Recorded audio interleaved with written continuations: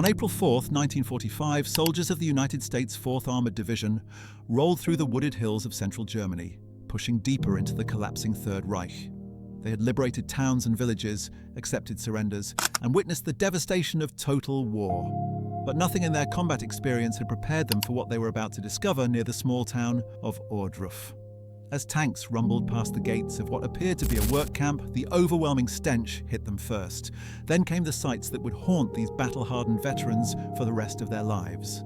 Bodies stacked like cordwood, skeletal survivors barely clinging to life, evidence of systematic torture and mass murder on an industrial scale. The soldiers of the 4th Armored had stumbled upon their first Nazi concentration camp, and in the days that followed, their commanders would make a decision that would force an entire nation to confront the horrific truth of what had been done in their name. What the American forces ordered German civilians to do in the wake of these discoveries would become one of the most powerful acts of moral accountability in modern warfare.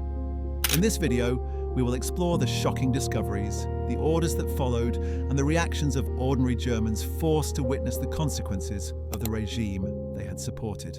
So, without further ado, let's start with the first camp liberation that changed everything. The Ohrdruf concentration camp was actually a subcamp of Buchenwald, established in November 1944 to provide slave labor for a massive underground construction project. The Nazi regime had initiated an operation codenamed Olga, designed to move critical military command facilities underground to protect them from Allied bombing raids. Thousands of prisoners were worked to death digging tunnels and constructing bunkers in the Jonastal Valley. The camp housed approximately 4,000 prisoners at its peak, drawn from across occupied Europe. Russians, Poles, Czechs, French resistance fighters, political prisoners, and Jews were all crammed into crude wooden barracks with minimal sanitation and barely enough food to sustain life. The SS guards who ran Ohrdruf treated the prisoners as disposable labor, literally working them until they dropped dead. When prisoners became too weak to work, they were simply shot or left to die of starvation and disease. The camp's commandant, SS Hauptsturmführer Hans Meerbach, presided over a regime of casual brutality that killed hundreds every week. As American forces approached in early April 1945, the SS began a frantic evacuation. On April 2, 1945, the Guards forced approximately 9,000 prisoners on a death march toward Buchenwald. Those too weak to walk were executed on the spot. The SS methodically murdered patients in the camp hospital, clubbing and shooting men who could barely lift their heads. They set fire to barracks containing the sick and dying. Burning them alive, they attempted to destroy evidence of mass killings by burning bodies on massive pyres. The smoke could be seen for miles around. When the Guards finally abandoned the camp on April 4th, they left behind approximately 400 prisoners too weak to march, along with hundreds of unburied corpses and the smouldering remains of their attempted cover-up. Lieutenant Colonel Edward A. Raymond led the first American troops through the gates of Ohrdruf on the afternoon of April 4th. What his men discovered defied comprehension. The first thing that assaulted them was the smell, a sickening combination of death, excrement, and burned flesh that made even combat veterans vomit. As they moved deeper into the camp, they encountered scenes from a nightmare. In one area, they found a shed stacked floor to ceiling with naked, emaciated corpses. The bodies were so thin that the soldiers initially thought they were looking at children until they realized these were grown men, literally starved to death. In another location, they discovered what appeared to be a lumber pile, but closer inspection revealed it was actually bodies stacked in a crosshatch pattern, 4 feet high and 20 feet long, prepared for burning.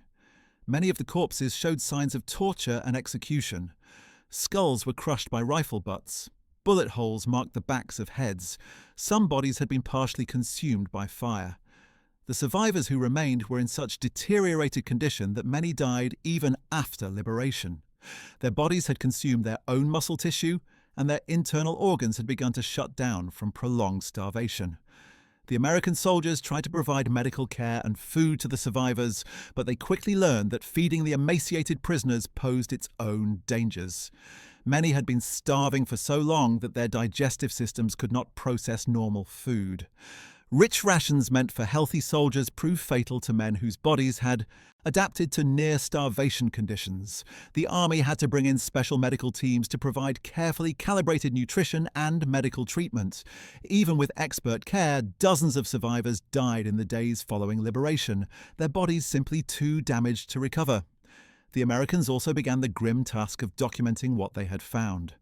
Signal Corps photographers moved through the camp taking pictures of every atrocity, creating a visual record that would later prove crucial at war crimes trials. Combat photographers who had recorded battles across Europe found themselves struggling to complete their assignments.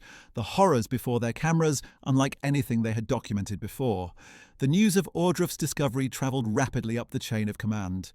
Within 24 hours, reports reached Supreme Allied Commander General Dwight D. Eisenhower at his headquarters. Eisenhower had received intelligence reports about Nazi concentration camps throughout the war, but intelligence summaries could not convey the visceral reality of what the camps actually represented. When detailed reports from Ohrdruf reached him, describing the mountains of corpses and barely living skeletons, Eisenhower made an immediate decision.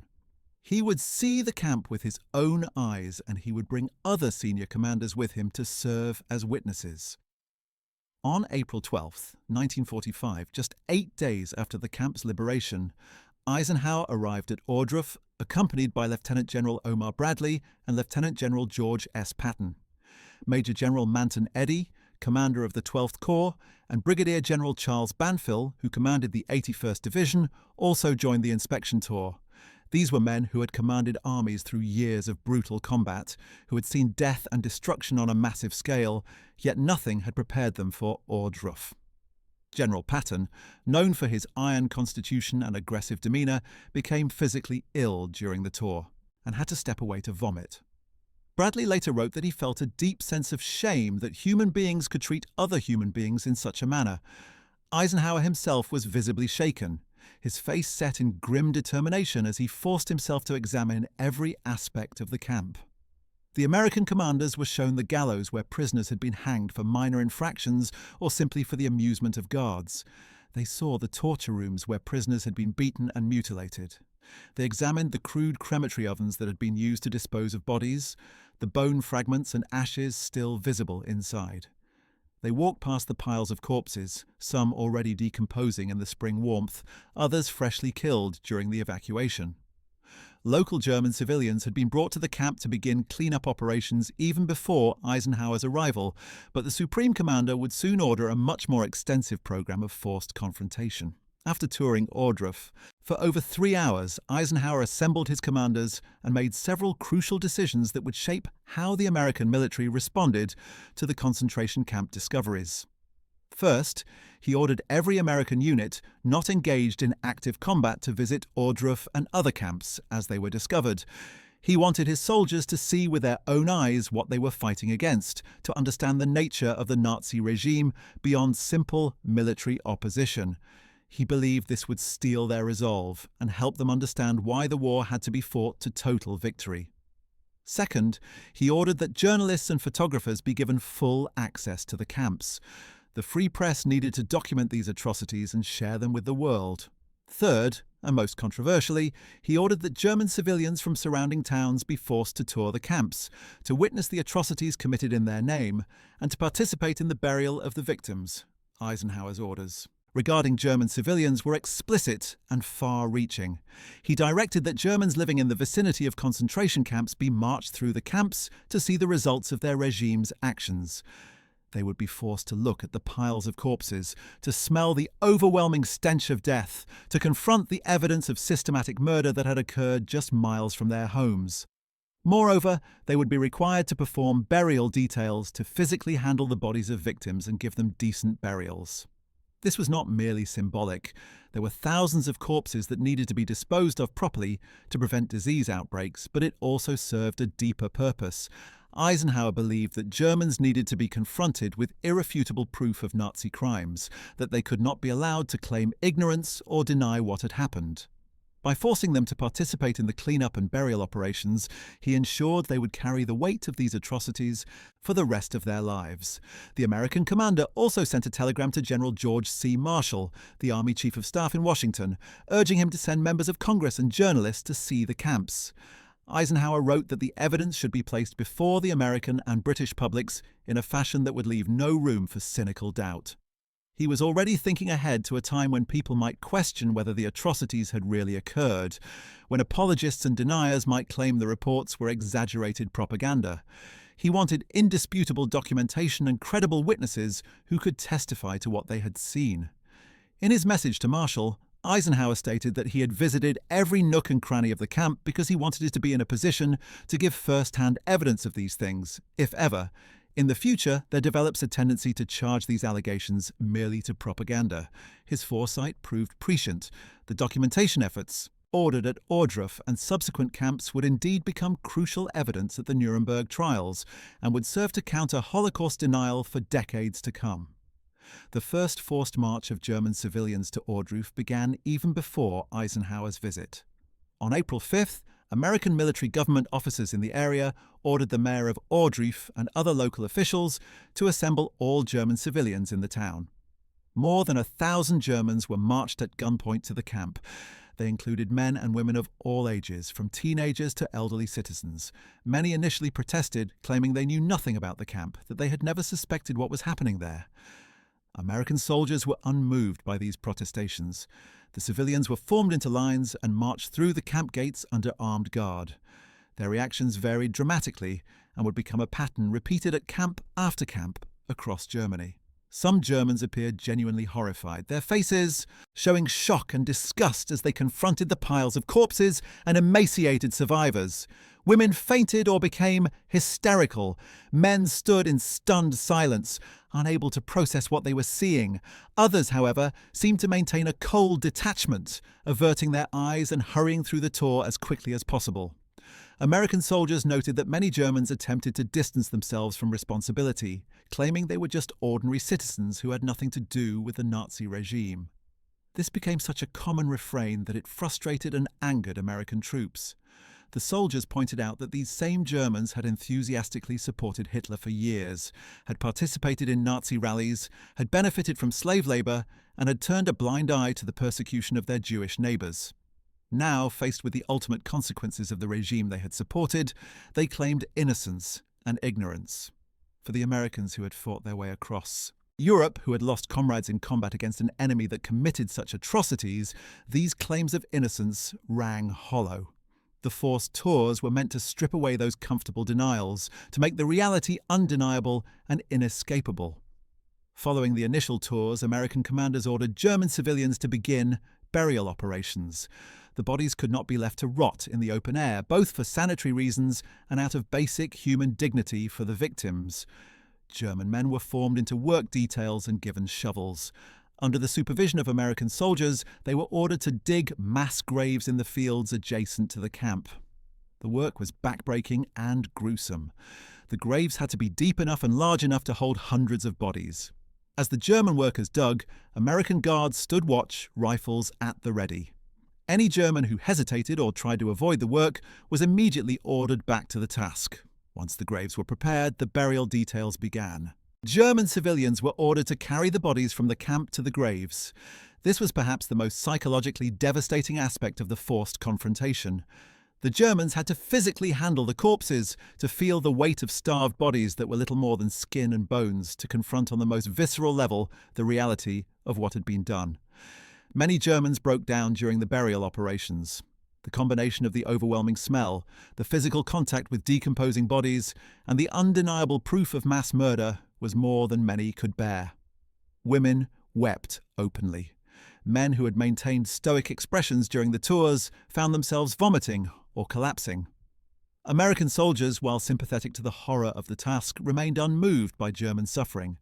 From the American perspective, these Germans were finally experiencing a tiny fraction of what the camp victims had endured. If burying bodies was traumatic, what about being starved to death, tortured, and murdered?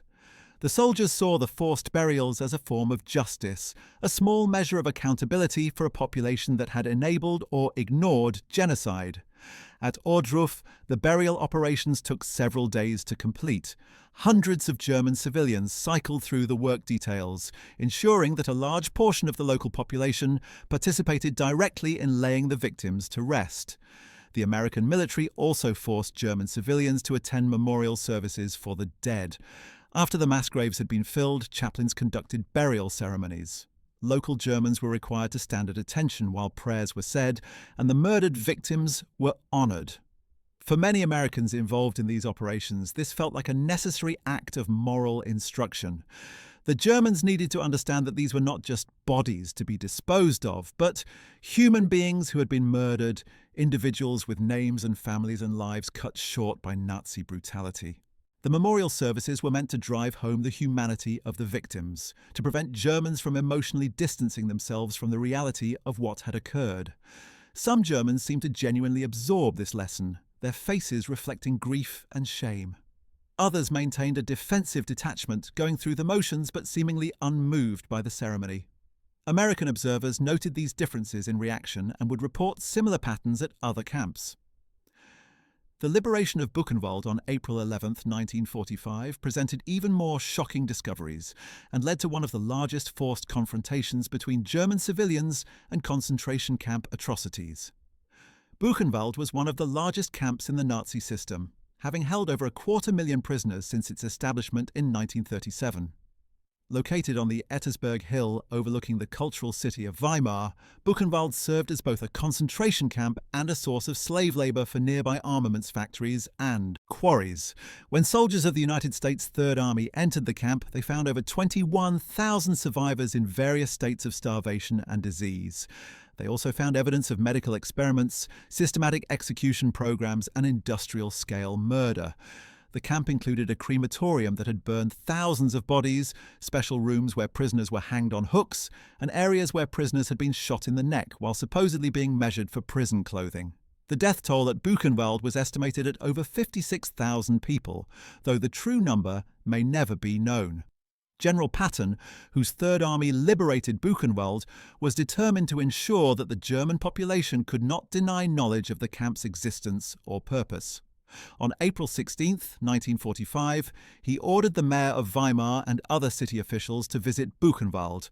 The mayor, a Nazi party member named Otto Koch, initially protested that he knew nothing about conditions in the Eier camp.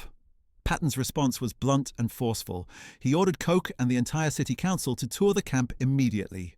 The Weimar officials were transported to Buchenwald and given a comprehensive tour by American soldiers. They were shown the warehouses filled with personal belongings stripped from prisoners, the rooms stacked with bodies awaiting cremation, the ovens still containing bone fragments and ashes, and the gallows and execution areas. The officials were also brought face to face with survivors, living skeletons who could barely stand but who testified to the horrors they had endured. Mayor Koch and his colleagues were visibly shaken by what they saw. Some claimed they had truly been unaware of the full extent of the camp's brutality, though they admitted knowing it was a concentration camp for political prisoners. Following the officials' tour, Patton ordered a much larger operation. He directed that 1,000 citizens of Weimar be brought to Buchenwald to witness the atrocities. On April 16th and continuing over the following days, American troops went into Weimar and ordered German civilians to assemble for transport to the camp. The selection was deliberate. American commanders wanted a cross-section of German society to witness Buchenwald. They included Nazi party members and ordinary citizens, professionals and workers, men and women from different age groups. The Americans specifically focused on Germans who had lived comfortable lives during the war, who had benefited from the Nazi regime's policies, who had turned a blind eye to the persecution around them. These civilians were loaded onto trucks and driven to the camp. Many protested, claiming they were just ordinary people who had nothing to do with the camps. American soldiers were unmoved. Everyone who had lived under Nazi rule bore some responsibility, and everyone needed to confront the consequences of that regime. The forced march of Weimar's citizens through Buchenwald became one of the most extensively documented confrontations between German civilians and concentration camp atrocities. American and international journalists were present in force, as were military photographers and newsreel cameramen. The resulting images would be broadcast around the world and would become iconic representations of German culpability and forced accountability. The photographs show German civilians, well dressed in their civilian clothes, walking past piles of emaciated corpses. Their faces display a range of emotions from horror and disgust to blank shock and defensive denial. Women in neat dresses, and men in suits and hats stand amid scenes of unimaginable horror, the cognitive dissonance visible on their faces. Some Germans held handkerchiefs to their noses to block the overwhelming smell. Others openly wept. Still others maintained expressions of stubborn denial, as if refusing to process what they were seeing. The Weimar civilians were marched through every section of Buchenwald. They saw the barracks where prisoners had been crammed together, sleeping in multi-tiered wooden bunks with barely enough room to turn over. They saw the camp hospital, where Dr. Karl Klauberg and other Nazi doctors had conducted gruesome medical experiments on prisoners. They saw the laboratories where prisoners had been subjected to infectious diseases to test potential vaccines. They walked past the hanging room, where prisoners had been hanged from hooks embedded in the walls while classical music played over loudspeakers to mask their screams. They were shown the room where prisoners had been shot through a specially designed slot in the wall while supposedly being measured for uniforms.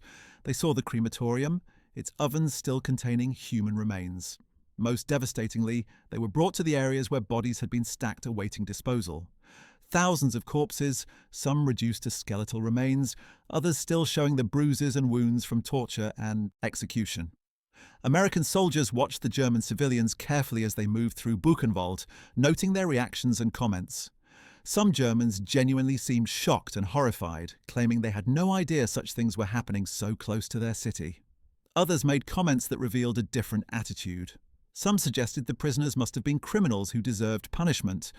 Others implied that the conditions shown were exaggerated or staged for propaganda purposes. These defensive reactions infuriated American soldiers who had seen the evidence with their own eyes and had spoken with survivors. The gap between what Germans claimed to know and what they must have known became a source of bitter argument. How could they not have known? The camp was visible from parts of Weimar. The smoke from the crematorium had been a constant presence. Trains carrying prisoners passed through the area regularly. Local businesses had contracted with the camp for slave labour. The smell of burning bodies had drifted over the city on certain days. The forced tours of Buchenwald continued for days, with thousands of Weimar residents cycling through the camp. American commanders wanted to ensure that as many German civilians as possible witnessed the atrocities firsthand. They particularly focused on members of the Nazi Party, local government officials, business owners who had profited from the war, and anyone who had held a position of influence in German society. But they also included ordinary citizens, housewives and shopkeepers, teachers and clerks, anyone who had lived in Weimar during the camp's operation. The message was clear. Collective knowledge meant collective responsibility. The entire German population needed to confront what had been done in their name, under a regime many had enthusiastically supported. The tours became emotionally overwhelming for many Germans. The sheer scale of suffering and death at Buchenwald was impossible to process. In a single visit, 21,000 emaciated survivors bore witness to the systematic destruction of human beings. The warehouses full of personal belongings represented lives destroyed. Thousands of bodies testified to mass murder. Following the forced tours, General Patton ordered even more extensive participation from Weimar's population. He directed that German civilians be organized into burial details to handle the thousands of bodies still scattered throughout the camp and its surrounding areas. This was a massive undertaking that would require hundreds of workers over many days. American military government officers went into Weimar and conscripted German men for the burial work. They were given no choice in the matter. Refusal meant arrest and potential criminal charges. The Germans were transported to Buchenwald, given shovels and other tools, and put to work digging mass graves in the fields near the camp. The work was physically exhausting and emotionally devastating. The ground was still partially frozen despite it being April, making digging difficult. The Germans laboured under the watchful eyes of American guards who showed no sympathy for their discomfort or distress. From the American perspective, this was a small price to pay for complicity in the Nazi regime. The burial operations at Buchenwald were organised with military precision. American officers supervised the work, ensuring that the graves were dug to proper depth and dimensions. They wanted the victims to receive as dignified a burial as circumstances allowed, given the massive number of dead and the pressing need to prevent disease outbreaks. Once the graves were prepared, German workers were ordered to begin moving bodies from the camp to the burial sites. This was the most traumatic part of the work for many Germans. They had to enter the areas where bodies were stacked, select a corpse, carry it to a waiting cart or stretcher, transport it to the gravesite, and place it in the mass grave. The bodies were in various states of decomposition. Some had been dead for weeks and were badly deteriorated. Others were more recent victims of starvation who had died in the days before or after liberation. The smell was overwhelming, a sickening combination of decay and death that penetrated clothing and seemed to seep into one's skin. Many Germans broke down completely during the burial work. Men and women vomited repeatedly, their bodies rebelling against the horror they were forced to confront. Some collapsed from the physical and emotional strain requiring medical attention. Others wept uncontrollably as they handled body after body, the reality of what had been done finally breaking through their psychological defenses. American soldiers observed these reactions with a complex mix of emotions. Some felt a grim satisfaction, believing the Germans were finally experiencing a fraction of the suffering they had enabled. Others felt a degree of sympathy for the civilians while still maintaining that the work was necessary and just. The soldiers understood that not every German had been an active Nazi, but they also knew that the Nazi regime could not have functioned without the acquiescence of the general population. The burial details served multiple purposes: disposing of bodies, forcing accountability, and creating lasting memories that would prevent future denial. The work at Buchenwald continued for over a week, with fresh groups of German civilians being brought to the camp daily. In total, thousands of Weimar residents participated in tours or burial details. The American authorities documented everything. Photographers captured images of well-dressed German civilians standing among corpses, of burial details loading bodies onto carts, of Germans weeping or averting their eyes from the horrors around them. These photographs were distributed to newspapers and magazines worldwide, creating a permanent visual record of German confrontation with Nazi atrocities. The images also served another purpose. They provided evidence that Germans had been shown the camps, that they could not later claim ignorance or deny that the Holocaust had occurred. The documentation would prove crucial in the decades to come as historians worked to piece together the full story of the Nazi genocide, and as Holocaust deniers attempted to claim the atrocities were exaggerated or fabricated. But what was the reaction of Mayor Otto Koch after his forced tour of Buchenwald? According to American reports, the mayor returned to Weimar in a state of shock. That same night, on April 16, 1945, Koch and his wife committed suicide by hanging themselves in their apartment. They left behind a note that read, in part, that they had not known about the full extent of what was happening at Buchenwald, and that they could not live with the knowledge. The suicide sent shockwaves through Weimar's population. Whether Koch's claim of ignorance was genuine or whether he faced the unbearable weight of complicity remains a matter of historical debate. What is clear is that the forced confrontation with Buchenwald's horrors was so devastating that he and his wife chose death over living with that knowledge. Their deaths became symbolic of a larger German reckoning with the crimes of the Nazi regime, though critics argued that suicide was an escape from accountability rather than true acceptance of responsibility. The liberation of Dachau on April 29, 1945, provided another major opportunity for forced civilian confrontation with concentration camp atrocities. Dachau held special significance in the Nazi camp system as it was the first concentration camp, established in March 1933, just weeks after Hitler came to power. It served as a model for the entire camp system and as a training ground for SS guards who would later staff camps throughout occupied Europe. Over its 12 years of operation, more than 200,000 prisoners passed through Dachau, and at least 41,500 died there from starvation, disease, execution, and medical experiments. When soldiers of the United States 7th Army entered Dachau, they found scenes similar to those at Ohrdruf and Buchenwald, but on an even larger scale. Over 30,000 survivors were crammed into a camp designed to hold far fewer. Thousands of bodies lay unburied throughout the camp. A train of railcars sat on a siding near the camp entrance, filled with nearly 2,400 corpses of prisoners who had been transported to Dachau from other camps and had died in transit. The American soldiers who liberated Dachau were so enraged by what they found that some committed acts of revenge against captured SS guards, executing them on the spot.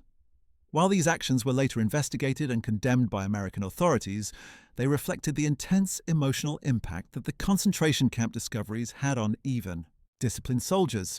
The sheer scale of cruelty and the evidence of systematic murder pushed some men beyond the bounds of military discipline. For the commanders responsible for Dachau's liberation, the question was the same as at other camps: how to ensure that the German population could not deny what had happened. The solution was identical to that implemented at Ohrdruf and Buchenwald. The civilian population of the nearby town of Dachau would be forced to tour the camp and participate in cleanup and burial operations. American military government officers issued orders for all citizens of Dachau to assemble for transport to the camp. Approximately 2,000 German civilians were rounded up and marched to the camp entrance. The population of Dachau had lived literally in the shadow of the concentration camp for 12 years. The camp was not hidden away in some remote location. It was visible from the town.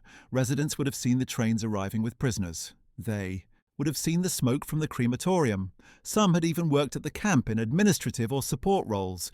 Yet many claimed they had no knowledge of the atrocities committed there. American soldiers found these claims impossible to believe and were determined to strip away any remaining denial. The civilians of Dachau were formed into groups and marched through the camp gates under armed guard. What they saw inside left no room for doubt or denial about the camp's true purpose. The forced tours of Dachau were particularly devastating because of the death train. American soldiers made sure every German civilian saw the rail cars filled with corpses. The bodies were stacked inside the cars, thousands of dead prisoners who had starved to death or died of disease during transport from camps being evacuated ahead of Allied advances. The sight of railcar after railcar filled with emaciated corpses was overwhelming. These were not just numbers or statistics, these were individual human beings, each one representing a life destroyed. American soldiers ordered Germans to walk alongside the train, to look inside each car, to count the bodies if they doubted the scale of the killing. Photographers documented German civilians standing beside the death train, their faces showing varying degrees of shock, horror, and denial. Some Germans fainted at the sight. Others turned away, unable to look. American guards forced them to turn back and continue viewing, ensuring that the image of those death-filled railcars would be seared into their memories forever. Beyond the death train, the Germans touring Dachau were shown the gas chamber disguised as a shower room, the crematorium ovens that had burned thousands of bodies, the execution range where prisoners had been shot, and the barracks where survivors still struggled to recover from starvation and disease. They saw the medical experimentation blocks where Nazi doctors had conducted gruesome experiments on prisoners, subjecting them to extreme cold, high-altitude simulation, infectious diseases and surgical procedures without anesthesia. They saw the personal belongings stripped from prisoners and sorted into warehouses: shoes, clothing, eyeglasses, wedding rings and other items representing the lives stolen by the Nazi regime. The cumulative effect of these sights was overwhelming. Many Germans emerged from the tours in a state of shock, unable to speak or process what they had seen. Others became defensive, insisting that not all Germans supported the Nazis, that ordinary citizens bore no responsibility for the crimes of their leaders. As at other camps, the tours of Dachau were followed by forced labour details. German civilians were conscripted to bury the dead, clean the camp, and assist with caring for survivors. Thousands of bodies needed to be buried, and the American authorities were determined that German civilians would perform this work. Men from the town of Dachau were organised into burial details, given shovels and carts, and ordered to begin removing bodies from the camp and the death train. The work proceeded under American military supervision. Germans loaded corpses onto carts, transported them to mass grave sites, and buried them in long trenches dug in the fields surrounding the camp. The physical labour was exhausting, but the psychological burden was far heavier. Handling corpse after corpse, seeing the evidence of starvation and murder up close, feeling the weight of bodies that were little more than skeletons, these experiences left deep scars on those forced to participate. Women from Dachau were also conscripted for work at the camp, though their tasks were different from the burial details assigned to men. They were ordered to clean the barracks, to wash and care for survivors, to prepare food, and to assist with basic medical care under the supervision of army nurses and doctors. This work brought German women into direct contact with concentration camp survivors, forcing them to hear first-hand accounts of what had happened at Dachau. The survivors told stories of systematic starvation, random beatings and executions, medical experiments, and the daily degradation of camp life. Some survivors confronted their German caregivers directly, demanding to know how they could have been unaware of what was happening. How could they not have known about the smoke from the crematorium, the sound of gunfire from the execution range, the trains arriving with prisoners who would never leave? The confrontations were often emotional and painful, but they served the purpose of forcing Germans to engage directly with the human cost of the Nazi regime. The American authorities at Dachau also organized special tours for specific groups of Germans who bore particular responsibility. Nazi party members, SS personnel who had worked at the camp in non-guard roles, local government officials and business owners who had profited from slave labor were all required to tour the camp. These individuals were singled out because of their deeper complicity in the Nazi system. They received extended tours that included detailed explanations of camp operations and confrontations with survivors who could testify to specific crimes.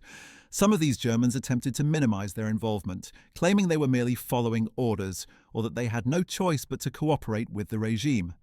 American officers were unmoved by these arguments. Following orders did not absolve one of moral responsibility for participating in genocide. The inability to resist did not erase the fact of cooperation with evil.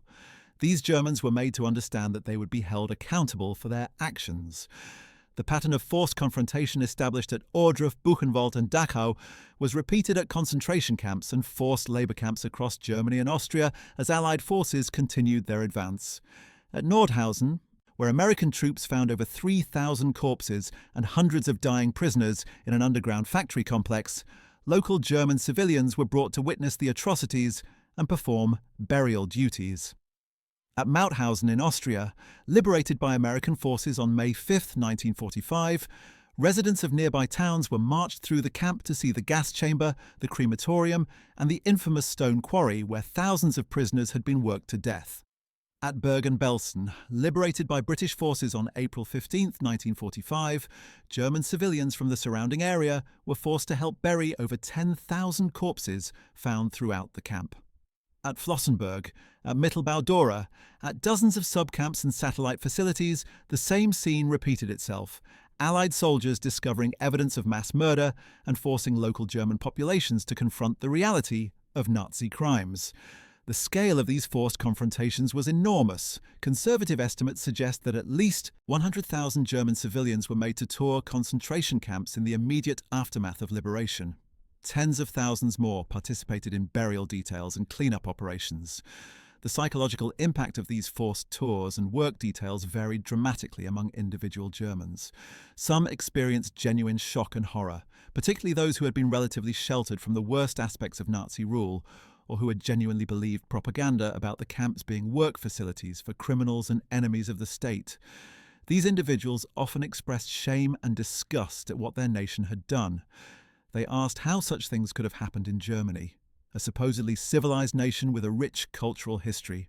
They struggled to reconcile their understanding of their country with the evidence of systematic genocide they had witnessed. Other Germans reacted with defensive denial and rationalization. They claimed the atrocities were exaggerated, that the Allies had staged scenes for propaganda purposes, that the prisoners must have been criminals or traitors who deserved punishment. Some insisted that while bad things may have happened at the camps, ordinary Germans bore no responsibility for the actions of Nazi leaders and SS guards. These defensive reactions frustrated and angered Allied soldiers and commanders. How could anyone see the mountains of corpses, the emaciated survivors, the gas chambers and crematoria, and still deny the reality of what had occurred? How could Germans who had lived for years under Nazi rule, who had participated in or witnessed the persecution of Jews and other targeted groups, claim complete ignorance of where that persecution led? The gap between what Germans claimed to know and what they must have known became a central issue in post-war accountability efforts. Many Germans who participated in forced camp tours and burial details reported experiencing nightmares and psychological trauma for years afterward. The sights, smells, and physical sensations of handling corpses and confronting evidence of mass murder created lasting memories that could not be easily suppressed or forgotten. This was precisely what Allied commanders intended. They wanted Germans to carry the weight of these experiences, to be unable to forget or deny what had happened. In the years and decades that followed, these traumatic memories would play a complex role in German society's reckoning with the Nazi past. Some Germans who had been forced to tour the camps became vocal advocates for remembrance and education about the Holocaust, using their experiences to warn future generations about the dangers of totalitarianism and racism. Others retreated into silence, unable or unwilling to speak about what they had witnessed, contributing to what some historians call the Great Silence about the Holocaust in post-war Germany. The forced confrontations also had immediate practical purposes beyond moral. Accountability. The burial of thousands of corpses was necessary to prevent disease outbreaks that could have affected both survivors and the surrounding population. Typhus, dysentery, tuberculosis, and other infectious diseases were rampant in the camps, and decomposing bodies posed serious health hazards. By conscripting German civilians for burial work, Allied authorities addressed this public health emergency, while simultaneously ensuring German participation in giving victims a measure of dignity in death. The cleanup of camp facilities was similarly necessary. Survivors needed clean, sanitary conditions to have any chance of recovery. German labour was used to clean barracks, dispose of contaminated materials, and make the camps minimally habitable, while more permanent solutions for survivor care could be arranged. American military government officers who supervised the forced confrontations often struggled with their own emotions during this period. Many were deeply moved by the suffering of concentration camp survivors and enraged by the evidence of Nazi atrocities. At the same time, they had to maintain military discipline and ensure that the forced tours and work details were carried out in an organised, controlled manner. They had to prevent their soldiers from committing revenge attacks against German civilians, even though the soldiers' anger was understandable. They also had to balance the need for German accountability with the practical requirements of military governance in occupied territory. Germany's infrastructure was in ruins, its government had collapsed, and millions of displaced persons needed food, shelter, and medical care. The German population's labour and cooperation were necessary to prevent complete societal collapse, even as that same population needed to be confronted with the crimes of the regime they had supported. The documentation of forced civilian confrontations with concentration camp atrocities became a priority for Allied authorities. Signal Corps photographers, combat cameramen, and civilian journalists produced thousands of photographs and hours of film footage showing German civilians touring camps and participating in burial details. These images were distributed worldwide through newspapers, magazines, newsreels, and later television broadcasts. They served multiple purposes. First, they provided visual proof of the atrocities for populations in Allied countries who might otherwise have difficulty believing the scale of Nazi crimes. Second, they documented German knowledge of and confrontation with the camps, creating a permanent record that could counter future attempts at denial. Third, they served as a form of moral education, showing the world what happens when civilized societies embrace totalitarian ideologies and racist policies. The photographs and film footage of German civilian confrontations with concentration camp atrocities became some of the most powerful images of the post-war period. One particularly striking series of photographs from Buchenwald shows a well-dressed German woman in a neat coat and hat, standing beside a pile of emaciated corpses, her hand raised to her mouth in horror. Another series shows German men in suits and ties loading skeletal bodies onto wooden carts, their faces showing varying degrees of disgust and shock. These images circulated globally, appearing in Life magazine, in British and French newspapers, in Soviet publications, and eventually in German media once press freedom was restored. The visual evidence was so overwhelming that it became impossible for apologists to claim the atrocities were merely Allied propaganda. Here were German civilians, documented on film and in photographs, confronting the reality of camps that had operated for years in their own country. The journalists and photographers who covered the camp liberations and forced civilian tours played a crucial role in creating the historical record.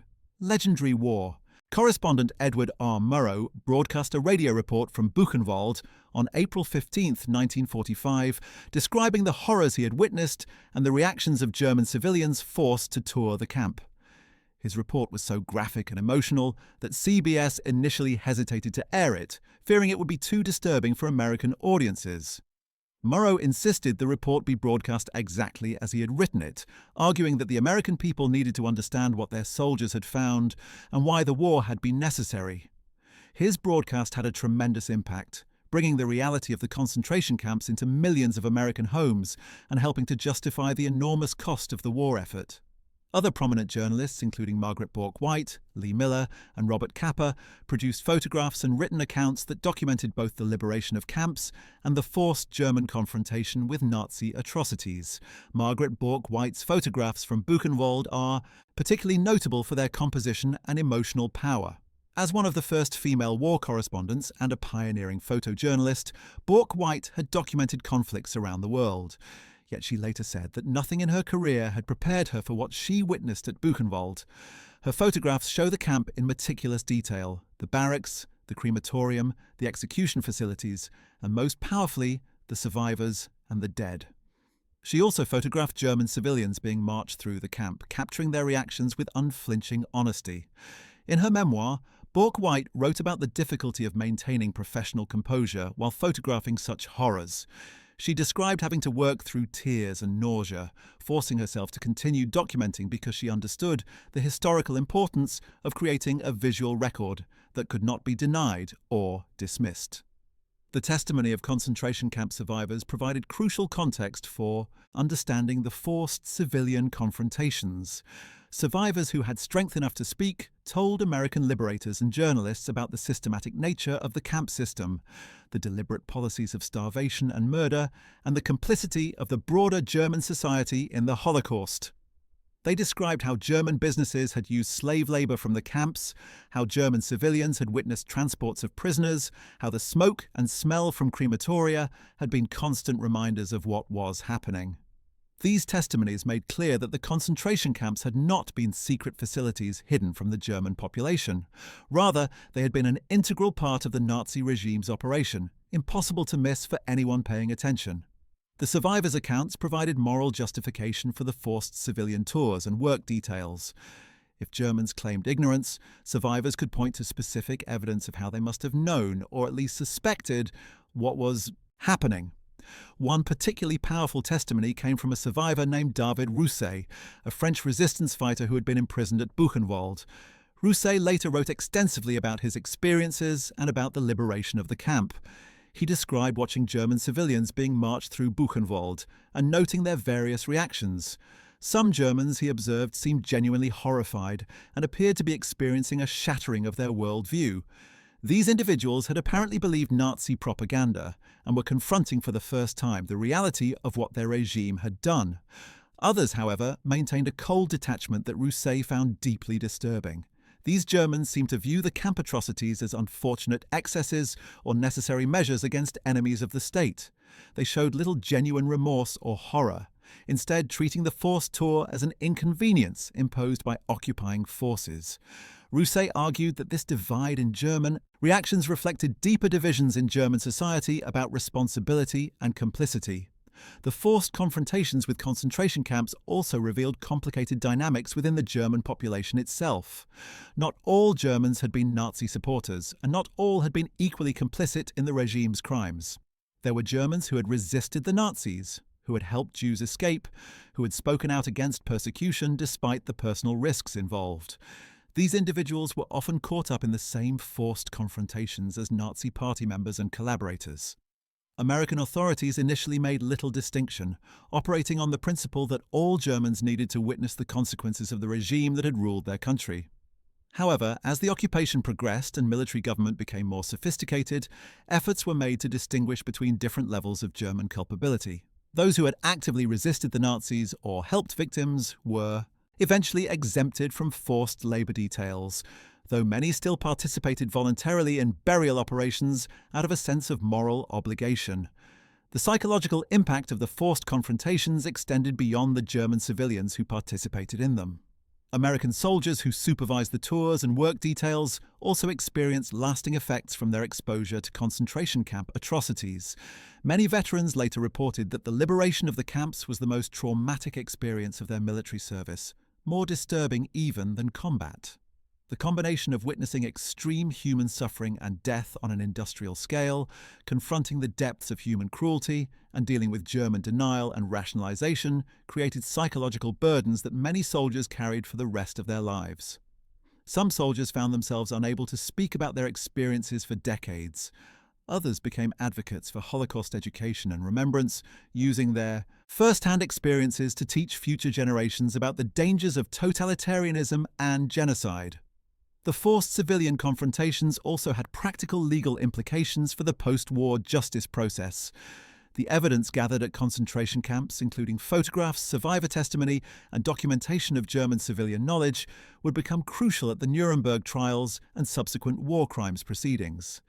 The fact that thousands of German civilians had been forced to witness the camps and participate in burials created a pool of potential witnesses who could testify to the reality of Nazi atrocities. While many Germans remained reluctant to testify against their countrymen, some did come forward to provide evidence at trials. The photographs of German civilians touring camps served as visual proof that the atrocities had occurred and that Germans had been confronted with them. This documentation helped counter defense arguments that claimed the camps were exaggerated Allied propaganda or that ordinary Germans had been completely unaware of the Holocaust. The liberation of smaller camps and forced labor facilities revealed additional complexities in the relationship between German civilians and the concentration camp system. Unlike major camps like Buchenwald and Dachau, which were relatively isolated from civilian populations, many subcamps and forced labor facilities were integrated into German towns and industrial areas. At these locations, the separation between the camp system and civilian life was much thinner.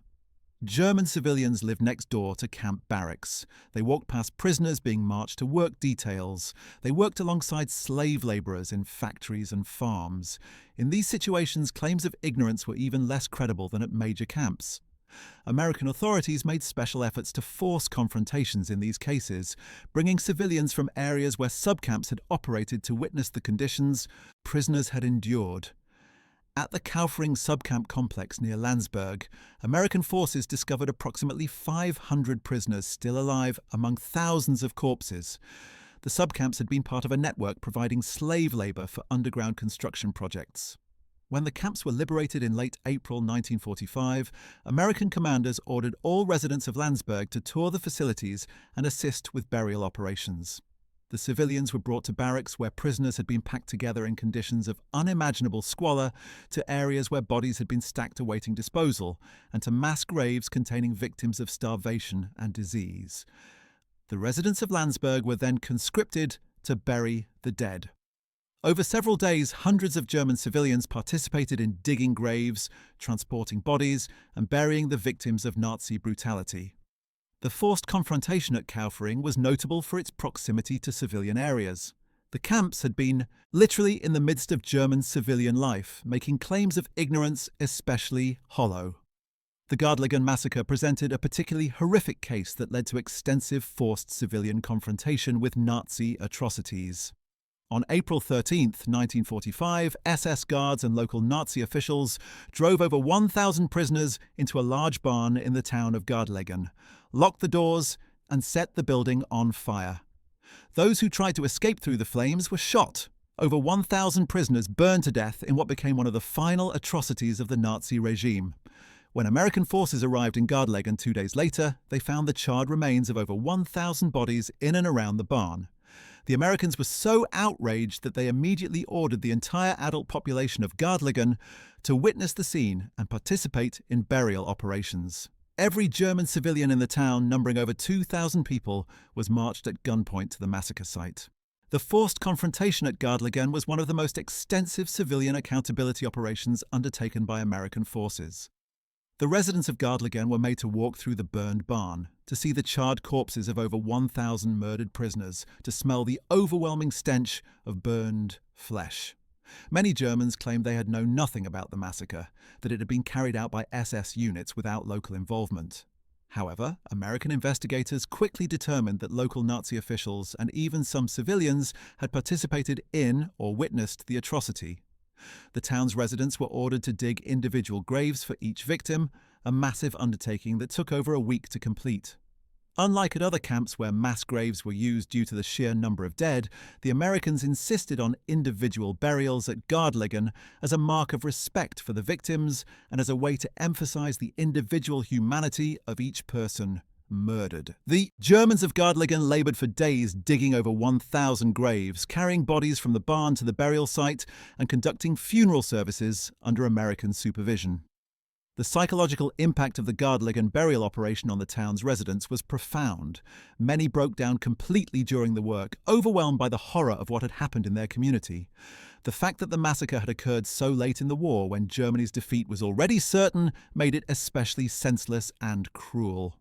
American soldiers who supervised the burial operations reported that many Germans seemed genuinely shocked and ashamed, claiming they had not known about the massacre until after it occurred. Others, however, maintained a defensive attitude, suggesting that the prisoners must have been dangerous criminals or that the massacre had been necessary for some unclear military reason. The Americans erected a permanent memorial at the Gardelegen massacre site and required the town to maintain it in perpetuity. The memorial included an inscription that read, in part, that the town bore collective responsibility for ensuring such atrocities would never be forgotten. The role of German women in the forced confrontations deserves particular attention, as their experiences and reactions often differed from those of German men. Women were generally assigned different tasks than men during the cleanup and burial operations. While men dug graves and handled bodies, women were often assigned to clean barracks, prepare food for survivors, and provide basic nursing care under the supervision of Allied medical personnel.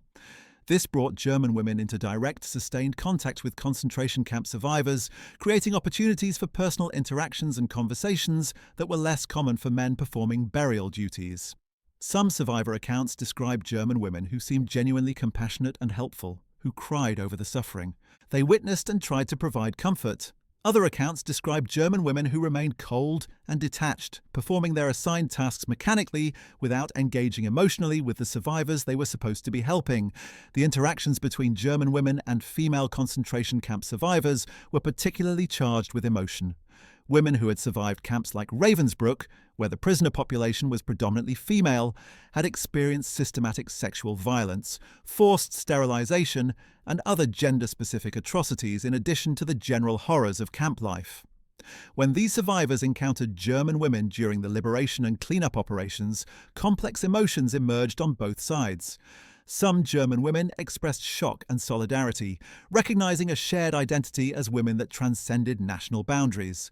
Others seemed unable or unwilling to acknowledge the suffering of female survivors, maintaining emotional distance or even expressing judgment. Survivor testimonies describe German women who asked questions like whether the survivors had been criminals or prostitutes, implying that their imprisonment must have been somehow deserved.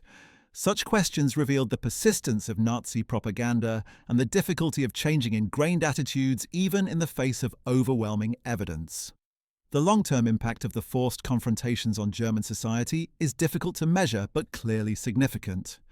In the immediate post-war period, many Germans who had participated in camp tours or burial details spoke about their experiences with family and friends, spreading knowledge of the atrocities throughout German society.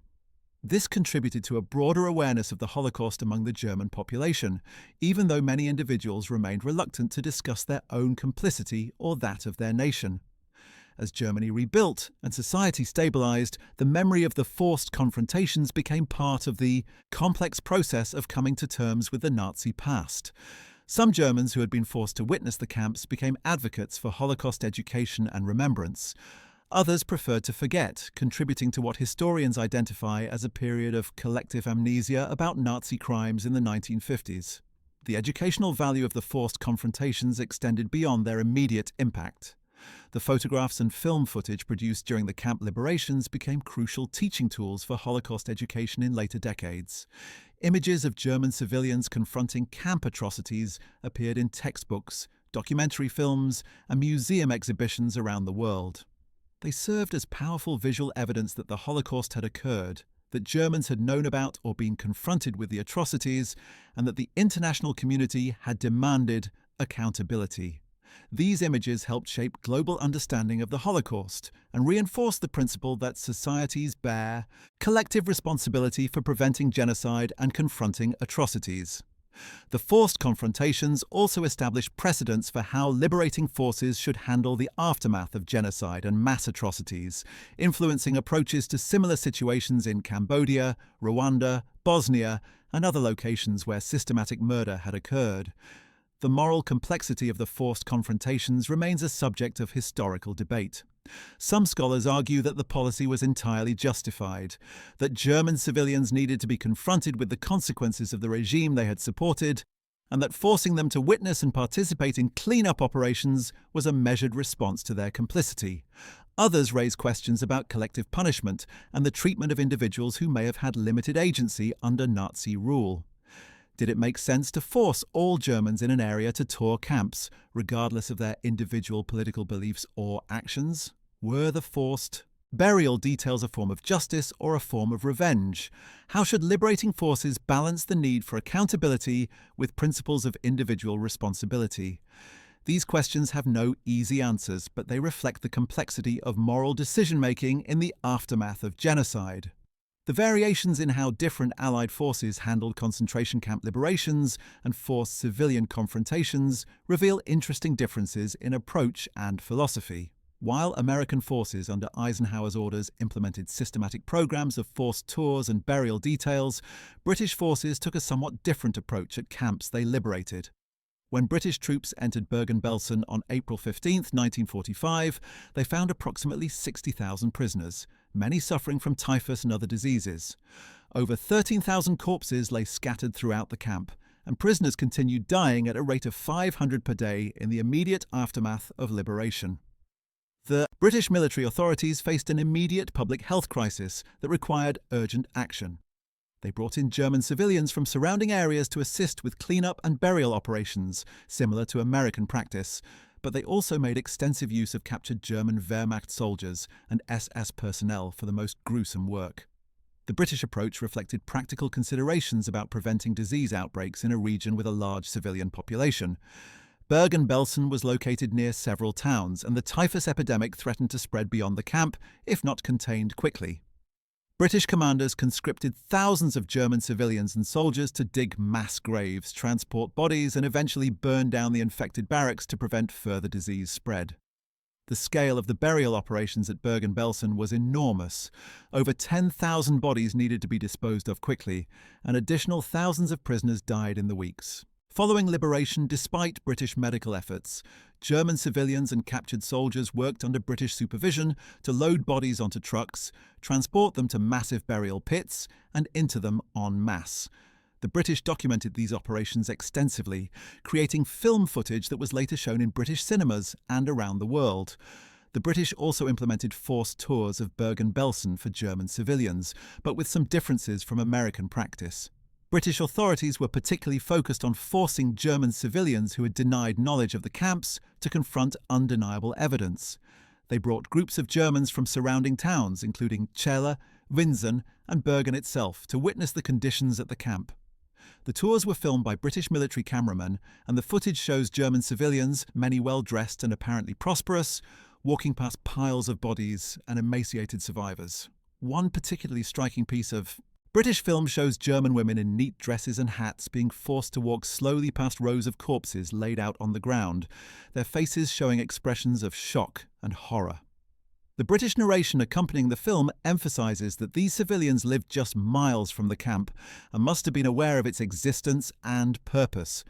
Soviet forces liberating concentration camps in Poland and Eastern Europe took yet another approach to German accountability.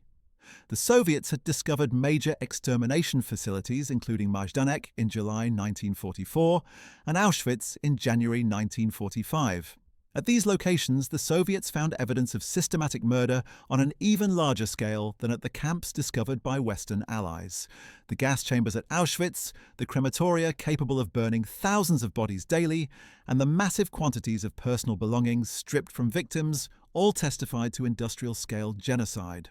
Soviet authorities documented these discoveries extensively and conducted their own war crimes investigations. However, the Soviet approach to German civilian accountability differed significantly from Western Allied practice. In areas under Soviet occupation, forced confrontations with camp evidence were less systematic and often more violent and arbitrary than in Western zones. The differences between Allied approaches to forced confrontations reflected broader differences in occupation policies and attitudes toward German civilians. American and British authorities, while demanding accountability, generally maintained military discipline and prevented widespread revenge attacks against German civilians. Soviet forces, operating in territories where German armies had committed enormous atrocities during the invasion of the Soviet Union, were often more brutal in their treatment of German populations. Rape, looting, and summary executions of German civilians occurred frequently in the Soviet occupation zone, creating a different context for any forced confrontations with concentration camp evidence. The systematic documentation and controlled tours implemented by Western allies were less common in Soviet-occupied territories, though Soviet authorities did conduct extensive investigations and trials of camp personnel. The role of concentration camp survivors in educating post-war generations about the Holocaust grew directly from the forced confrontations of 1945. Many survivors who had witnessed German civilians being brought to the camps and forced to confront the atrocities became determined to serve as permanent witnesses and educators. They shared their testimonies in schools, wrote memoirs, participated in documentary films, and worked with Holocaust museums and memorial institutions. Their first-hand accounts provided crucial details about camp life, the liberation experience, and the reactions of German civilians who were forced to witness what had been done. Survivors like Elie Wiesel, Primo Levi, Viktor Frankl, and thousands of others built upon the documentation created during the liberations to ensure that knowledge of the Holocaust would be preserved and transmitted to future generations. The psychological literature on trauma and memory has devoted significant attention to the experiences of both Holocaust survivors and liberators, including those who participated in forced confrontations with camp evidence. Studies have documented the long-term psychological effects of witnessing extreme atrocities, both for survivors who endured them and for liberators who discovered them. Many American veterans who liberated concentration camps experienced what would now be recognized as post-traumatic stress disorder, though that diagnosis did not exist in the 1940s. They reported nightmares, intrusive memories, difficulty discussing their experiences, and lasting psychological distress. Some veterans found that speaking publicly about their experiences helped them process the trauma, while others preferred to remain silent. The psychological impact on German civilians who were forced to tour camps and participate in burial details has been less extensively studied, but available evidence suggests many also experienced lasting trauma and psychological distress. The impact of the forced confrontations on children and adolescents deserves particular attention, as young Germans who participated in camp tours at ages 13, 14 or 15 carried those memories into the decades that followed. Some became advocates for Holocaust education and worked to ensure their generation learned from the Nazi period. Others found the experiences so traumatic that they struggled to discuss them even decades later. Youth who had been members of Hitler Youth or League of German Girls faced particular psychological challenges, as they had to reconcile their indoctrination in Nazi ideology with the undeniable evidence of genocide they witnessed at the camps. The cognitive dissonance created by this confrontation shaped how these young Germans developed their political and moral identities in the post-war period.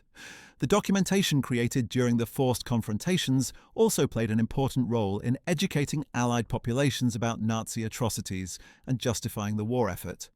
In the United States, photographs and newsreel footage from camp liberations appeared in newspapers, magazines, and movie theaters across the country. American citizens who had made enormous sacrifices during the war, enduring rationing, anxiety about loved ones in combat, and the loss of hundreds of thousands of American soldiers, could see visual evidence of what their nation had been fighting against. The images of German civilians touring camps and participating in burial details reinforced the narrative that the war had been a moral necessity, that the fight against Nazi Germany had been justified by the regime's unspeakable crimes. This helped maintain public support for the occupation and reconstruction of Germany, despite the enormous costs involved.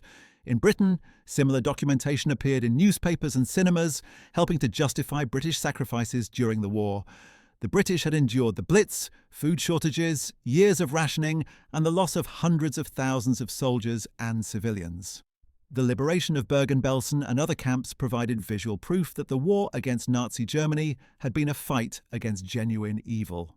British audiences saw footage of German civilians being forced to confront camp atrocities, and this reinforced support for holding Germany accountable through occupation, denazification, and war crimes trials.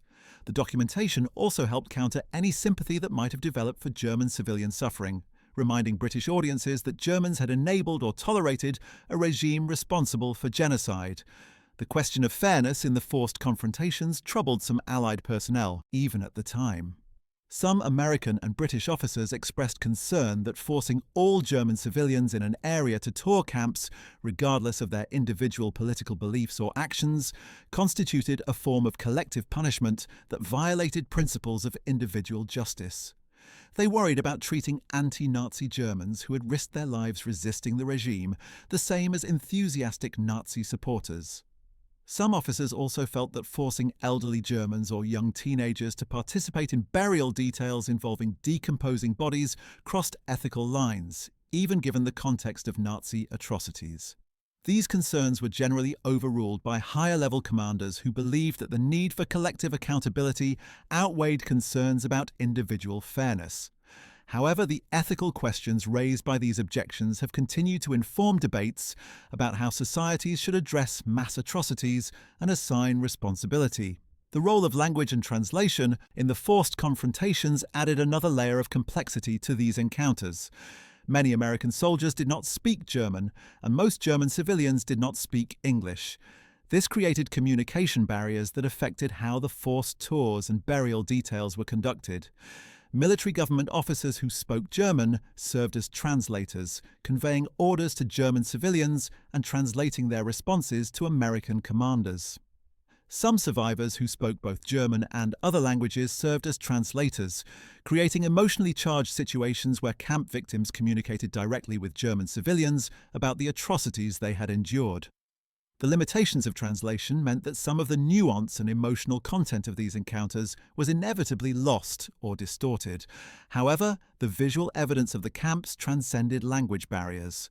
No translation was needed to understand the horror of piles of corpses, emaciated survivors, or gas chambers and crematoria.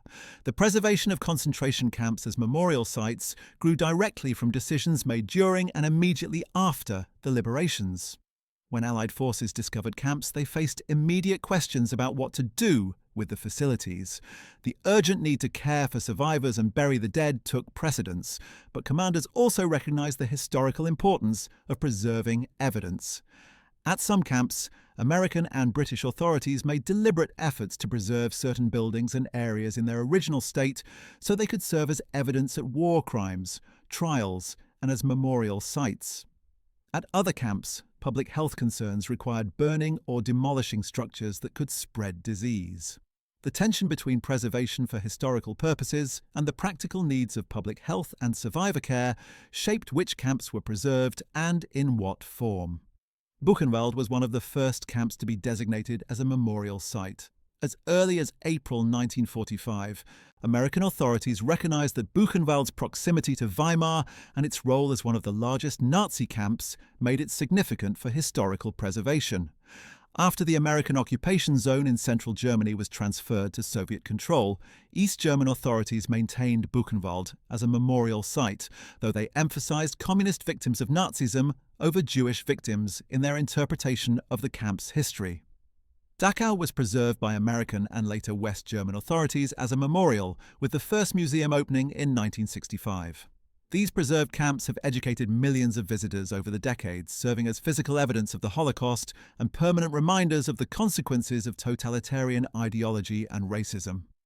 The international legal developments that emerged from the concentration camp liberations and subsequent war crimes trials established precedents that continue to shape international justice. The Nuremberg trials drew heavily on evidence gathered during camp liberations, including photographs, survivor testimony, and documentation of forced German confrontations with camp atrocities. The legal concept of crimes against humanity, developed during the Nuremberg proceedings, recognized that systematic atrocities committed against civilian populations constitute grave crimes under international law, even when committed by a state against its own citizens. This principle challenged traditional notions of state sovereignty and established that individuals could be held accountable under international law for participating in genocide, regardless of whether they were following orders from legitimate state authorities. The evidence from concentration camp liberations also influenced the development of the United Nations Genocide Convention, adopted in 1948. The convention defined genocide as acts committed with intent to destroy, in whole or in part, a national, ethnic, racial, or religious group. The documentation from Nazi concentration camps provided the historical context that made the Genocide Convention politically possible. Governments that had witnessed the evidence of the Holocaust recognized the need for international legal mechanisms to prevent and punish genocide. While the Genocide Convention has been criticized for its limitations and for the international community's failures to prevent subsequent genocides, it represents an important development in international law that grew directly from the experiences of World War II and the Holocaust. The generational transmission of memory about the forced confrontations has shaped how different age cohorts in Germany relate to the Nazi past. Germans who were adults during the war and who participated in forced camp tours often struggled to discuss their experiences with their children. The shame and trauma associated with confronting evidence of genocide made many reluctant to speak about what they had witnessed. This contributed to what some historians call the conspiracy of silence in many German families during the 1950s and early 1960s, where the Nazi period was simply not discussed. Children growing up in these families often learned about the Holocaust through school curricula and public media rather than from family conversations. This created generational tensions as younger Germans demanded accountability from a parent generation that often preferred silence. The 1968 student movement in Germany represented a significant generational revolt, partly driven by frustration with the parent generation's failure to adequately address Nazi crimes. Young Germans demanded to know what their parents and grandparents had done during the Nazi period, whether they had supported the regime, whether they had participated in or witnessed atrocities, and why they had failed to resist. The photographs from forced camp tours in 1945 became important historical evidence in these generational confrontations. Young Germans could point to images showing thousands of ordinary German civilians touring camps and participating in burial details, demonstrating that knowledge of Nazi atrocities had been widespread. This undermined parental claims of ignorance and supported arguments for greater accountability and remembrance. The role of art and literature in processing the trauma of the forced confrontations has produced significant cultural works. German writers and artists who participated in or witnessed the camp tours produced works grappling with the experience and its moral implications. Some created memoirs and novels exploring the psychological impact of confronting evidence of genocide. Others produced visual art attempting to represent the horror and moral weight of what they had witnessed. These cultural works contributed to broader German efforts to come to terms with the Nazi past, providing vehicles for expressing and processing collective trauma. International artists also drew on the documentation from camp liberations, including photographs of forced German confrontations, to create works exploring themes of responsibility, witnessing, and moral complicity. The educational use of photographs and film from the forced confrontations has evolved over time as pedagogical approaches to teaching about the Holocaust have developed. Early Holocaust education often featured graphic images from camp liberations, including photographs of corpses and emaciated survivors, under the assumption that shocking visual evidence was necessary to convey the horror of the genocide. More recent educational approaches have questioned whether graphic images are always appropriate or effective, particularly for younger students. Educators debate how to balance the historical importance of documentation with concerns about traumatizing students or creating emotional distance through shock. Despite these debates, the photographs of German civilians confronting camp evidence remain important, educational tools as they illustrate German knowledge and complicity in ways that text alone cannot convey. The comparison between Holocaust education in different countries reveals the varied uses of documentation from the forced confrontations. In Germany, Holocaust education is mandatory and extensive, with students studying the Nazi period and visiting memorial sites as part of their standard curriculum. The photographs from 1945 showing German civilians touring camps serve as evidence of collective knowledge and responsibility, supporting arguments that Germans cannot claim ignorance about the Holocaust. In the United States, Holocaust education varies by state and school district, with some jurisdictions requiring comprehensive study while others provide minimal coverage.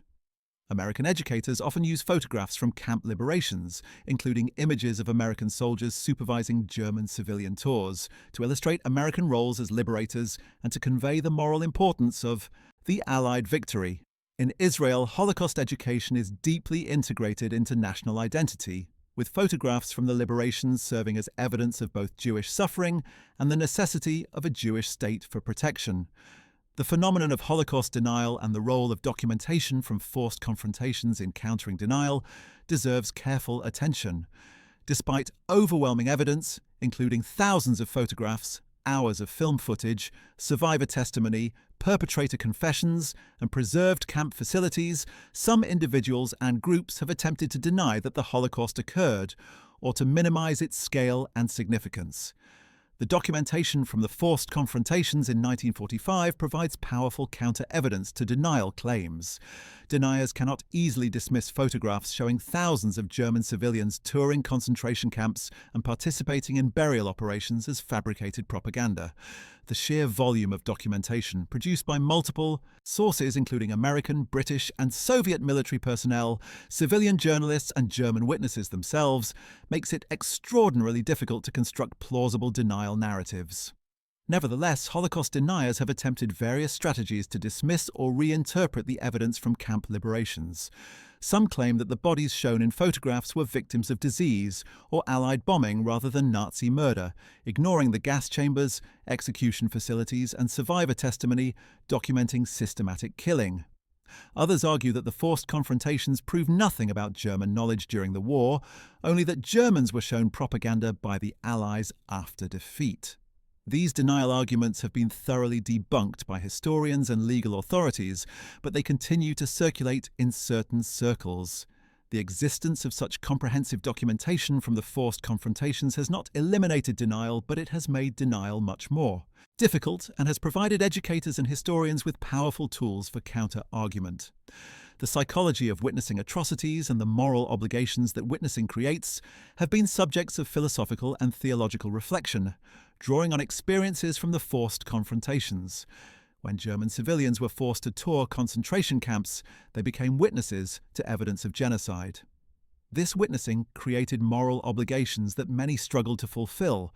Some Germans who witnessed the camps became advocates for remembrance and justice, using their experiences to educate others and support accountability. Others retreated into silence or denial, unable or unwilling to bear the burden of witnessing. The varied responses to witnessing raise fundamental questions about moral agency and responsibility. Does witnessing atrocity create an obligation to speak out and work for justice? What happens when witnesses choose silence? How do societies create conditions that support ethical witnessing rather than denial and complicity? The treatment of displaced persons in the aftermath of liberation, including the interactions between survivors and German civilians, reveals additional complexities in the post-war period. Hundreds of thousands of concentration camp survivors remained in displaced persons camps in Germany for months or years after liberation, unable or unwilling to return to their countries of origin. Many came from Eastern European countries that had been occupied by the Soviet Union, or where anti-Semitic violence continued even after the war. These survivors lived in camps on German soil, often in close proximity to German civilian populations. Some worked in German communities, interacted with German shopkeepers and neighbours, and navigated complex relationships with the population whose government had attempted to exterminate them. These daily interactions, so different from the dramatic forced confrontations of 1945, nonetheless, shaped how both survivors and Germans processed the Holocaust and its aftermath. The economic dimensions of the forced confrontations and clean-up operations deserve attention as well. German civilians who were conscripted for burial details and camp clean-up generally performed this work without compensation as a form of compulsory labour imposed by occupation authorities. However, some Germans were eventually employed by Allied military governments to work at displaced persons camps, memorial sites, or administrative facilities dealing with Holocaust documentation. This created situations where Germans earned wages working in contexts directly related to Nazi atrocities, raising complex questions about appropriate compensation and employment. Allied authorities also seized German property to house displaced persons and provide facilities for war crimes investigations. the economic disruption of occupation and the costs associated with addressing the Holocaust's aftermath became part of the broader economic challenges facing post-war Germany. The religious responses to the concentration camp discoveries and forced confrontations varied dramatically across different faith communities.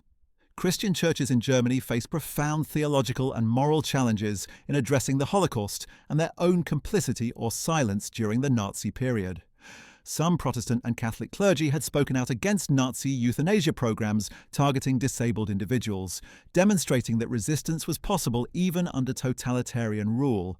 However, most church leaders had remained silent about or even supported persecution of Jews, and some had actively collaborated with the Nazi regime. When concentration camps were liberated and German civilians were forced to confront evidence of genocide, religious leaders struggled to respond. Some pastors and priests accompanied their parishioners on forced tours of camps, witnessing the atrocities alongside their congregations. These clergy faced questions about where God had been during the Holocaust, why the churches had failed to protect victims, and how Christians could have participated in or enabled such evil. The theological crisis created by the Holocaust led to significant developments in Christian thought and interfaith relations. Some Christian theologians began rethinking traditional doctrines about Jews and Judaism, recognizing that centuries of Christian anti-Jewish teaching had contributed to the cultural conditions that made the Holocaust possible. The Second Vatican Council in the 1960s produced declarations condemning anti-Semitism and affirming the continuing covenant between God and the Jewish people, representing a significant shift in Catholic teaching.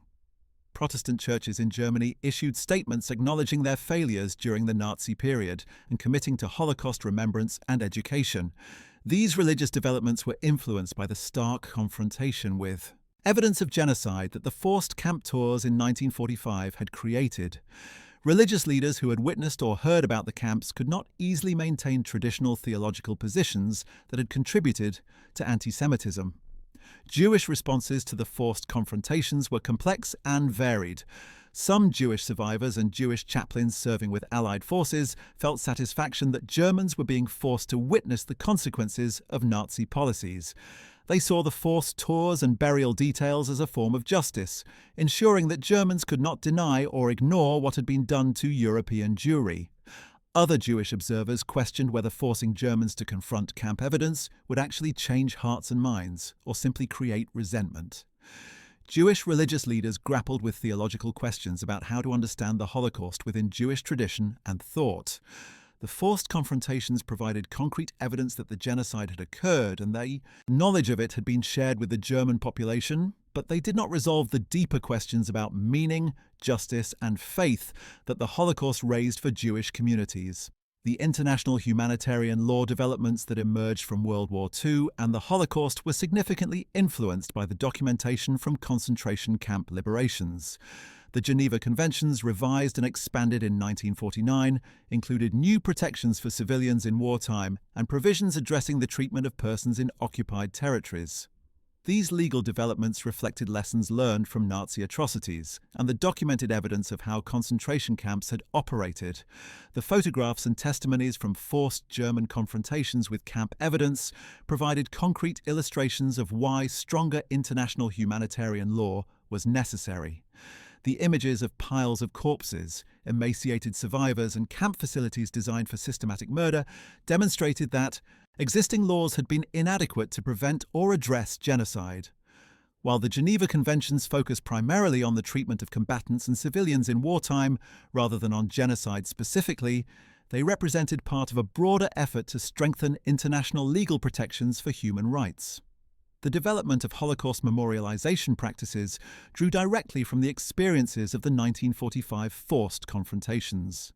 The practice of making people physically visit sites of atrocity and witness evidence firsthand became a model for Holocaust education and remembrance. School groups visiting preserved concentration camps, memorial museums creating immersive experiences that confront visitors with evidence of genocide, and survivor testimony programs that bring witnesses face-to-face with audiences all echo the forced confrontations of 1945. The underlying educational principle is that direct confrontation with evidence of atrocity creates more powerful learning and moral impact than abstract historical study. However, educators have also recognized the limitations and potential problems with this approach. Forcing confrontation can create trauma without necessarily producing ethical insight. Some students react to graphic evidence of atrocity with emotional shutdown rather than moral engagement. The pedagogical challenges of Holocaust education continue to evolve as educators work to balance the power of direct confrontation with the need for thoughtful, sustained engagement with complex historical and moral questions. The photographic record created during the forced confrontations has been analysed extensively by scholars studying the ethics and politics of atrocity photography. These images raise difficult questions about the purposes and effects of photographing extreme suffering and death. On one hand, the photographs provided crucial evidence of Nazi atrocities and German confrontation with that evidence, serving important documentary and legal purposes. On the other hand, the images reduced victims to objects of a camera's gaze, potentially stripping them of dignity even in documentation meant to honour their suffering. Some scholars argue that the photographs of German civilians touring camps focus too much on German reactions and not enough on survivor experiences and perspectives. Others defend the photographs as essential historical documentation that captured a crucial moment of moral reckoning. These debates about atrocity photography, informed by the specific case of the 1945 camp liberation photos, have influenced how journalists and human rights organizations document contemporary atrocities. The impact of the forced confrontations on Allied soldiers extended beyond the immediate post-war period and influenced how these veterans understood their military service throughout their lives. Many veterans who participated in supervising forced camp tours reported that the experience gave meaning to their wartime sacrifices.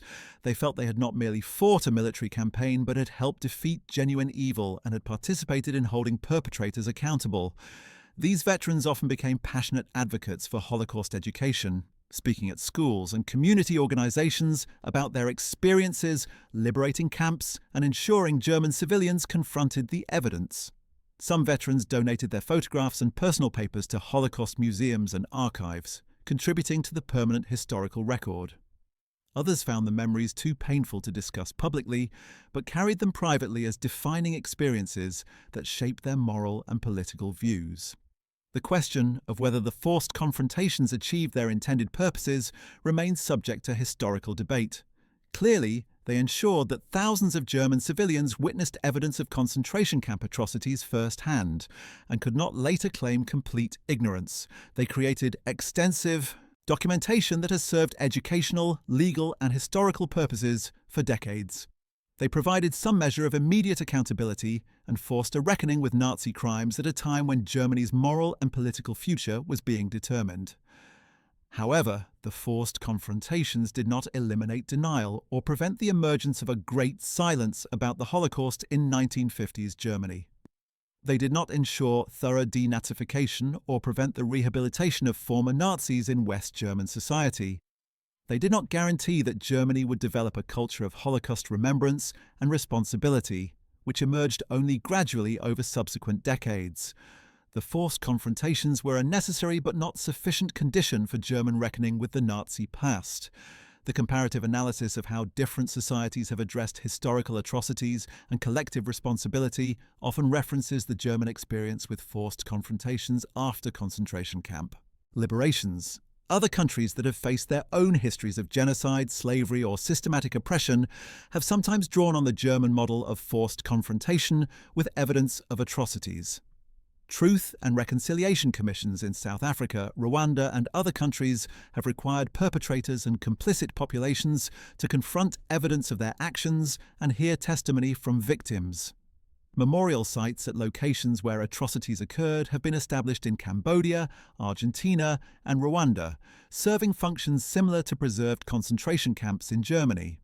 However, each society's approach to addressing historical atrocities reflects its specific political, cultural, and historical circumstances. The forced confrontations of 1945 provide one model, but not a universal template, for how societies can address responsibility for mass violence.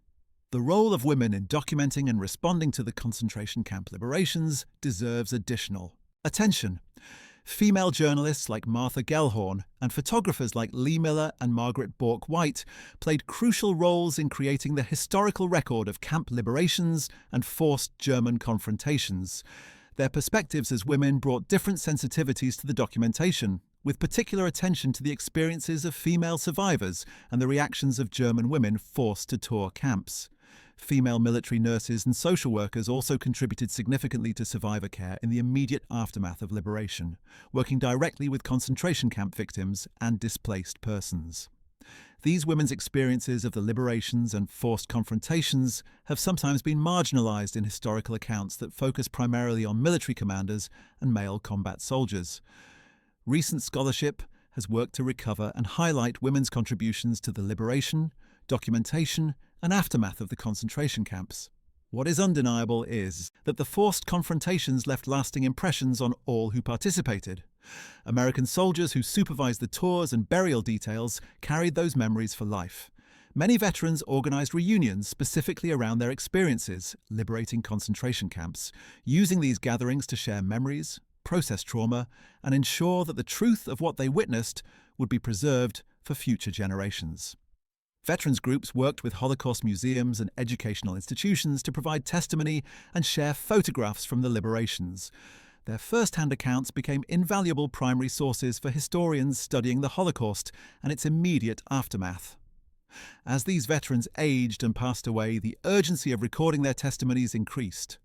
Oral history projects rushed to capture their memories before the generation that witnessed the camps disappeared entirely. The denazification programs implemented by Allied occupation authorities drew heavily on the evidence gathered during concentration camp liberations and the documentation of forced civilian confrontations. Germans who had held positions in the Nazi party, government, or military were required to complete detailed questionnaires about their activities during the Nazi period. Those identified as having played significant roles in the regime faced tribunals that could impose penalties ranging from loss of employment to imprisonment. The evidence from concentration camps became crucial in these proceedings. Germans who claimed they had only been low-level party members with no knowledge of atrocities were confronted with testimony from camp survivors and documentation showing the systematic nature of the genocide. The photographs of German civilians touring camps served as evidence that the broader population had been aware, or at least should have been aware, of what was happening. The process of denazification revealed deep divisions within German society about responsibility and accountability. Some Germans embraced the opportunity to confront their nation's crimes and supported thorough denazification as necessary for moral and political renewal. Others resented what they saw as victors' justice imposed by occupying powers. They argued that ordinary Germans had been victims of Nazi propaganda and totalitarian control, that they bore no individual responsibility for crimes committed by party leaders and SS units. The tension between these perspectives shaped post-war German politics and society. In the immediate aftermath of the war, denazification proceeded with significant vigor, particularly in the American occupation zone. Thousands of Germans were removed from positions of authority. Nazi party members faced restrictions on employment and civil rights. War criminals were tried and imprisoned or executed. However, as the Cold War intensified and Germany became a crucial battleground in the struggle between Western democracies and Soviet communism, the pace of denazification slowed dramatically. Western authorities began to prioritize German economic recovery and political stability over thorough accountability for Nazi crimes. Many former Nazis were quietly rehabilitated and returned to positions of influence in government, business, and society. This shift created lasting bitterness among Holocaust survivors and those who believed in comprehensive accountability. The forced confrontations at concentration camps in 1945 had created an undeniable record of German knowledge and complicity. Yet, within a few years, political considerations led to a softening of denazification efforts and a growing desire among many Germans to move past the Nazi period without fully addressing their society's responsibility. The question of what individual Germans knew about the Holocaust, and when they knew it, became central to post-war debates about responsibility. The forced civilian confrontations provided clear evidence that, by May 1945, Germans in areas near concentration camps had been made fully aware of the atrocities. But what about before liberation?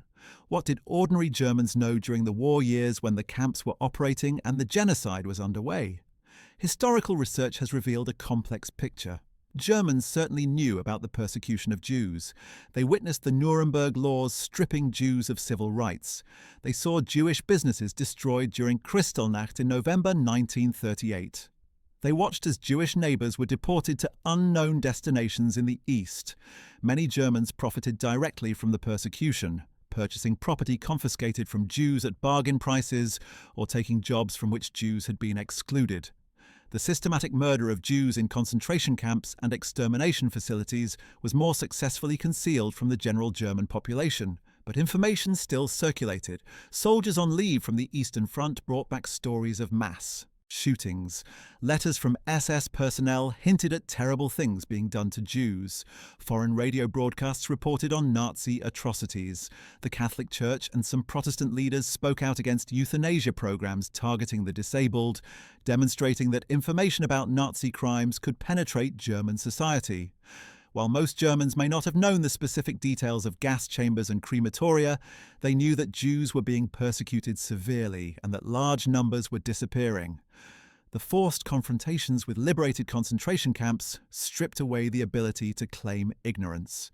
Germans could no longer hide behind uncertainty about what happened to deported Jews.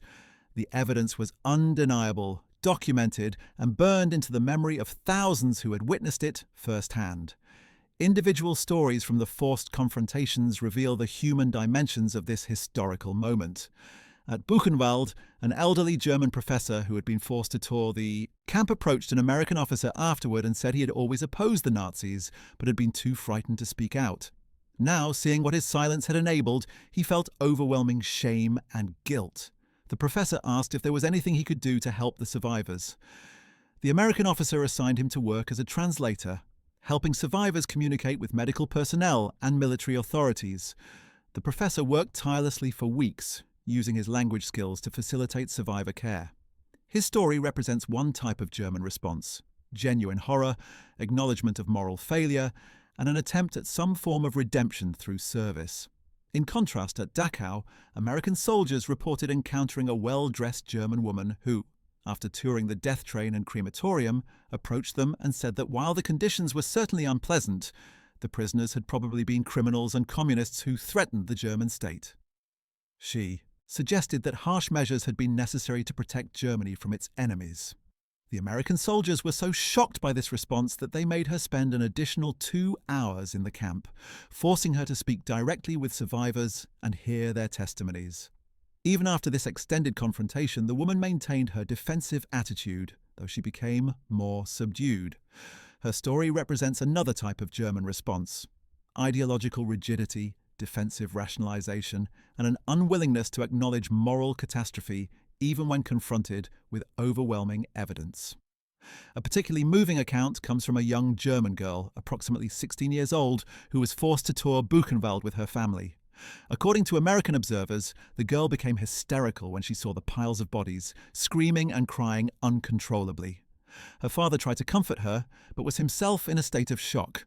After the tour, the girl approached an American chaplain and asked how God could have allowed such things to happen. The chaplain, who had been struggling with the same question himself, told her that God had not done this, people had done this, and that she and her generation would have to ensure it never happened again. The girl's question and the chaplain's response captured the theological and philosophical crisis that the concentration camps represented. How could civilized human beings commit such atrocities? How could a society embrace such evil? What did the Holocaust reveal about human nature and the fragility of civilization?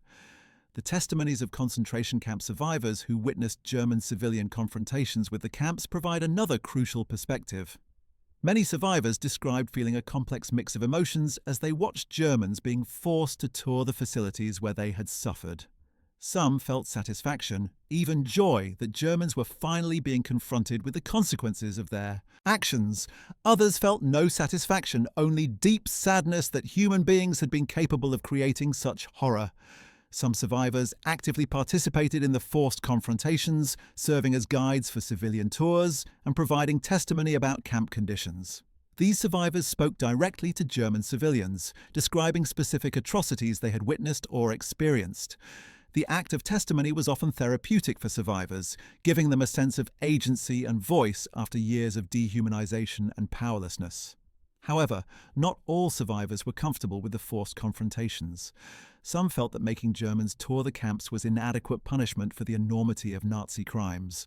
Others worried that the tours were performative, that Germans would go through the motions of being shocked and horrified without truly internalizing responsibility. A few survivors expressed concern that forcing Germans to confront the camps might create resentment rather than genuine remorse, potentially fueling future anti-Semitism rather than combating it. These concerns were not entirely unfounded. While many Germans did experience genuine horror and shame during the forced confrontations, others responded with defensive anger, resentment toward the Allies for imposing humiliation, or attempts to minimize and rationalize what had happened. The diversity of German responses highlighted the limits of forced confrontation as a tool for moral education. The role of photography and film in documenting the forced confrontations cannot be overstated. The visual record created by Signal Corps photographers and civilian photojournalists provided evidence that would prove crucial for decades to come. The photographs showed not just the camps themselves, but the reactions of German civilians confronting the atrocities. These images became powerful tools for Holocaust education, appearing in textbooks, museum exhibitions, and documentary films. They served as visual proof that Germans had been made aware of concentration camp atrocities immediately after liberation, undermining later claims that the Holocaust was unknown or that knowledge only emerged gradually over time. The photographs also captured the moral weight of the moment, showing the confrontation between perpetrators or bystanders and the consequences of their actions or inaction. Some of the most famous Holocaust photographs came from the forced civilian confrontations. Margaret Bork-White's image of German civilians walking past corpses at Buchenwald became one of the iconic images of the Holocaust. Lee Miller's photographs from Dachau, including images of German women recoiling from the death train, were published in Vogue magazine and brought the reality of the camps to fashion-conscious readers who might otherwise have remained insulated from the war's horrors. These photographs served multiple purposes. They documented historical events, they educated global audiences about Nazi atrocities, they provided evidence for war crimes trials, and they created a visual archive that would help counter future attempts at Holocaust denial. The photographers who created this record often paid a high psychological price. Many reported experiencing nightmares and trauma from their work documenting the camps, yet they persisted because they understood the historical importance of creating an undeniable visual record.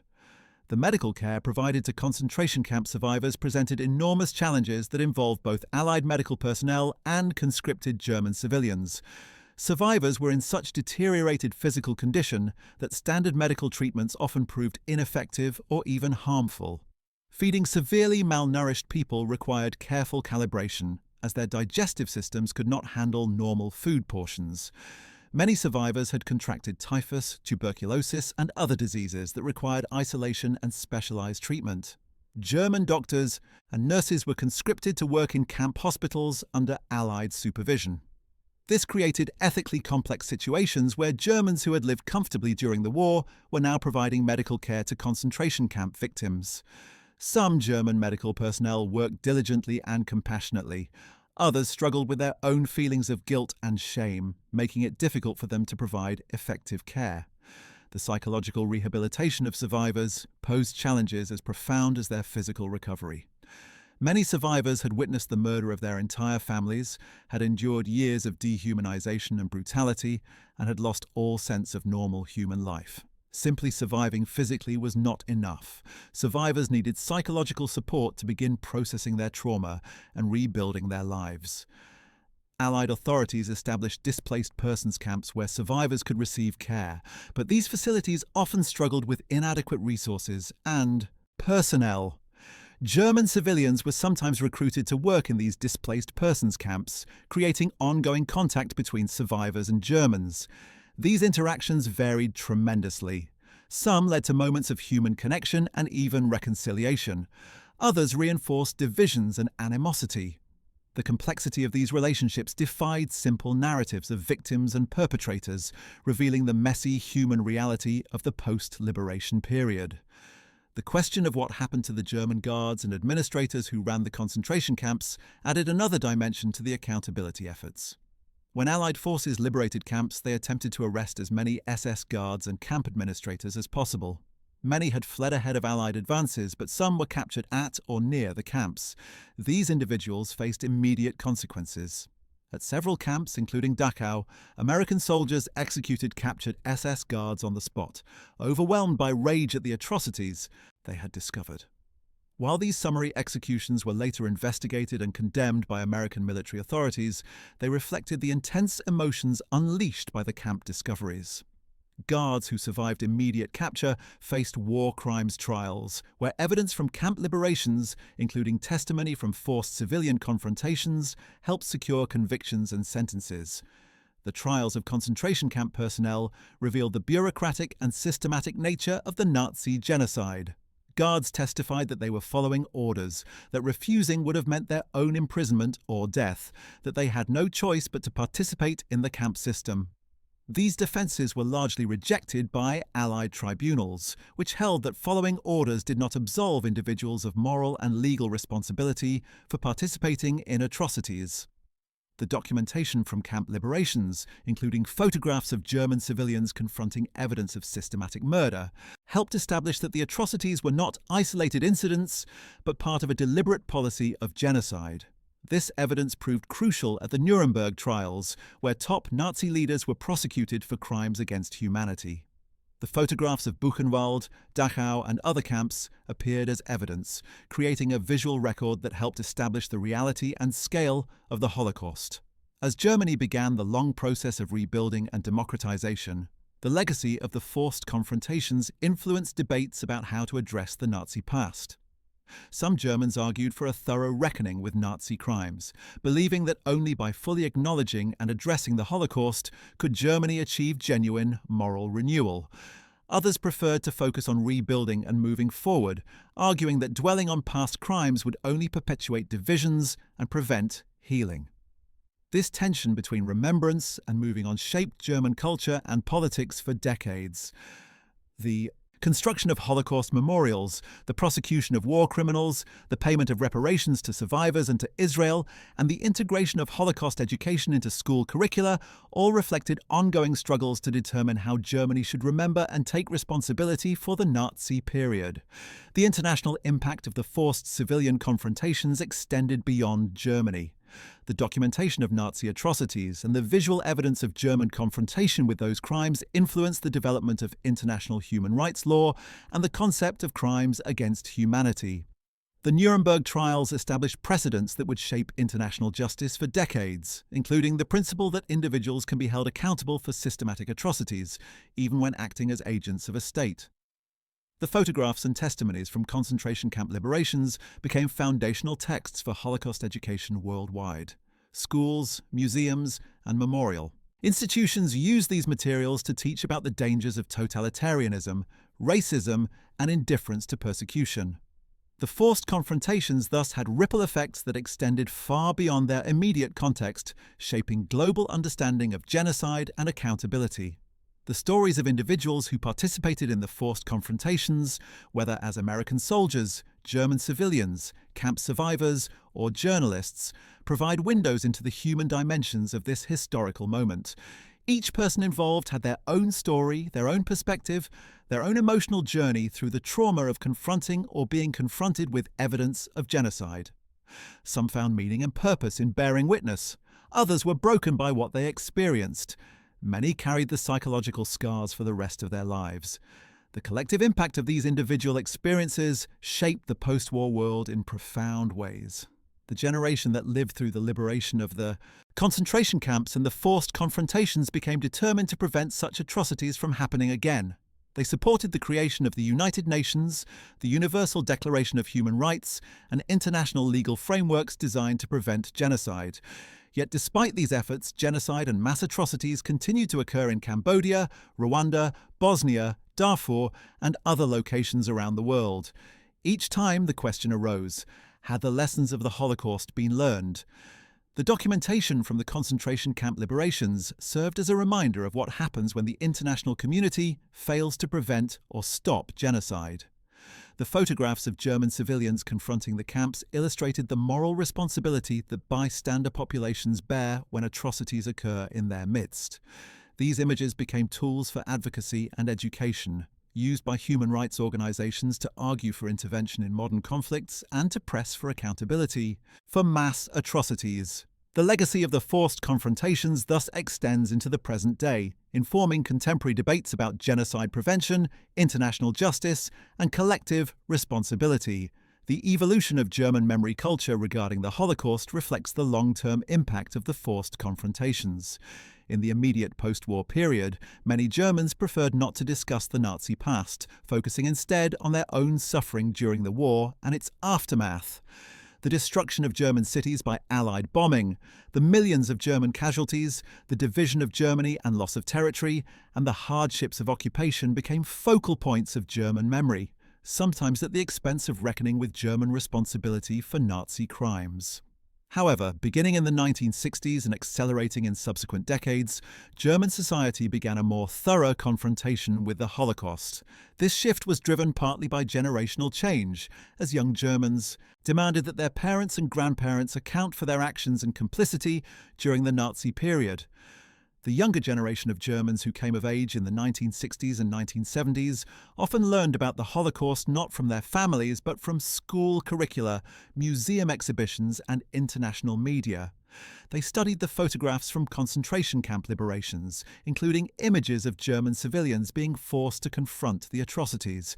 These young Germans often felt a sense of shame and responsibility for their nation's history, even though they had not been alive during the Nazi period. They pressed for more thorough Holocaust education, for continued prosecution of war criminals, for payment of reparations to survivors, and for the construction of memorials and museums dedicated to Holocaust remembrance. This generational shift in German memory culture reflected, in part, the success of the forced confrontations in creating an undeniable historical record that could not be suppressed or forgotten.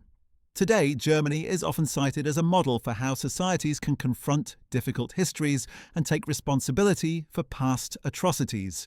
Holocaust memorials stand in the center of Berlin and in cities across Germany. School curricula include extensive education about the Nazi period and the Holocaust.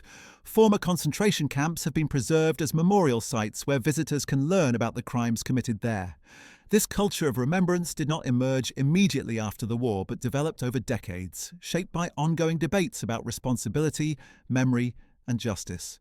The forced confrontations of 1945 created a foundation for this memory culture by establishing an undeniable historical record and by forcing an initial reckoning with Nazi crimes, even if that reckoning was incomplete and contested.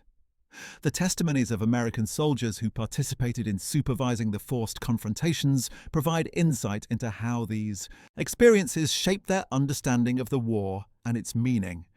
Many soldiers reported that discovering the concentration camps transformed their view of what they had been fighting for. Before the camp liberations, they had understood the war primarily in terms of defeating a military enemy and defending democracy against fascism. The camps made the moral stakes viscerally clear in a way that abstract principles could not. These soldiers saw with their own eyes the consequences of totalitarian ideology and racist hatred taken to their logical extreme. They understood that the war had been not just about military victory, but about preventing the complete triumph of evil. This understanding shaped how veterans talked about their service for the rest of their lives. The liberation of the camps became, for many, the most meaningful part of their war experience, the moment when they truly understood what they had been fighting for. The forced confrontations also influenced American public opinion about the war and about Germany. Photographs and newsreel footage of German civilians touring camps appeared in American media, reinforcing support for the occupation and denazification programs. American citizens who might have questioned the costs of the war or sympathized with German suffering were confronted with visual evidence of Nazi atrocities and German complicity. The images helped justify the enormous expense and sacrifice of the war effort and built support for holding Germany accountable. At the same time, the documentation of the camps and the forced confrontations helped combat anti-Semitism in the United States and other Allied countries. Seeing the ultimate consequences of racist ideology and persecution made it harder for people to maintain prejudiced attitudes or to dismiss the importance of protecting minority rights. Well, that's it. Thanks for watching. We hope you found this video informative and that you now understand the powerful moment in history when American soldiers forced German civilians to confront the concentration camp atrocities that had occurred in their midst. The discoveries at Ohrdruf, Buchenwald, Dachau, and dozens of other camps revealed the true nature of Nazi evil and compelled Allied forces to ensure that Germans could not deny or ignore what had been done. The forced tours, burial details, and clean-up operations served multiple purposes: disposing of bodies to prevent disease, forcing moral accountability, creating documentation that would prevent future denial, and beginning the long process of confronting Germany with the crimes of the Nazi regime. If you enjoyed learning about today's topic, make sure to check out our video about the Nuremberg trials and how Nazi leaders were brought to justice. Don't forget to like this video, subscribe to our channel, and hit the notification bell to stay updated on more World War II content. See you in the next one.